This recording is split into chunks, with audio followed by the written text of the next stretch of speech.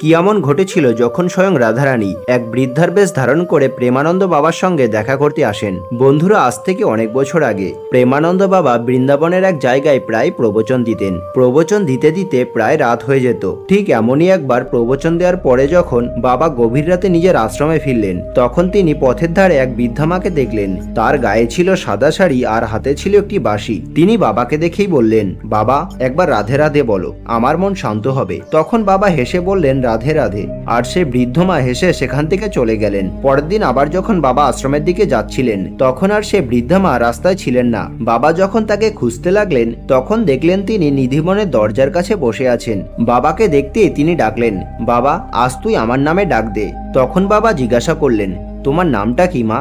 তখন সে বৃদ্ধা মা ধীরে ধীরে হেসে বললেন, রাধা। এটা শুনে প্রেমানন্দ বাবা চোখ দিয়ে জল গড়িয়ে পড়তে লাগলো এবং ভালো করে লক্ষ্য করে তিনি বুঝলেন যে সত্যি সেই বৃদ্ধা মায়ের মধ্যে শ্রী রাধারানীর ঝলক দেখা যাচ্ছে। এরপরে সেই বৃদ্ধা মা হঠাৎ করেই কোথায় হারিয়ে গেলেন। তো বন্ধুরা, কমেন্টে জয় রাধারানী অবশ্যই লিখবেন।